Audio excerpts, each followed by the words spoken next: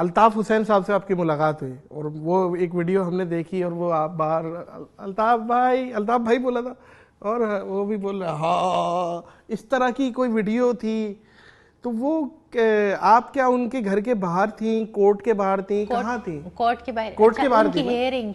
Hearing تھی تو مجھے میری فرینڈ نے کہا کہ چلیں الطاف حسین کی ہیئرنگ ہے. مجھے ویسے اشتیاق تھا الطاف حسین سے ملنے کا.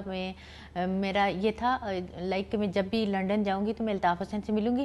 بٹ میری ایک سوچ تھی، لائک میں نے سوچا ہوا تھا الطاف حسین سے ملوں گی، لیکن مجھے یہ نہیں پتا تھا کہ ان کی ہیئرنگ ہوگی اور وہاں پہ ایسے ہوگا اور اسی دوران ہوگا. تو ان کا کچھ کیس چل رہا تھا ان کے اوپر، آئی تھنک ہیڈ اسپیچ کا کچھ کیس تھا کہ انہوں نے پاکستان کے اگینسٹ یا اس طرح کا کوئی کیس تھا. مجھے اس کیس کا اتنا نہیں پتا. تو اس کی ہیئرنگ تھی تو مجھے وہاں کے جرنلسٹ نے کہا، مجھے گائیڈ کیا کہ آپ جا سکتے ہو یہاں پہ، مطلب نہیں آپ کو کے لیے ممنوع نہیں ہے، آپ جا کے ساتھ بیٹھ کے سن سکتے ہو. تو وہ جب اندر بیٹھے ہوئے تھے تو ظاہر ہے کورٹ میں آپ بیٹھے ہوئے ہیں، پیچھے جو لوگ بیٹھے ہیں ان کے ساتھ میں بھی جا کے بیٹھ گئی.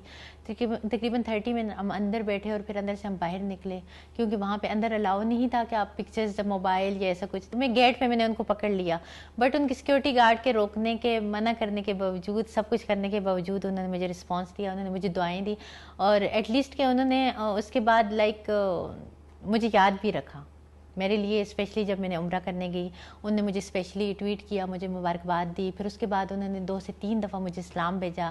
پھر ایک دفعہ انہوں نے ہمارے بہت اچھے بھائی ہیں وہاں کے جرنلسٹ ہیں، جیو کے ساتھ کام کرتے ہیں وہاں پہ، ان کے تھرو باقاعدہ کہ حریم بیٹی کو میرا سلام دیجیے گا. خط تو نہیں لکھ دیا، ٹویٹ تو انہوں نے کیا تھا.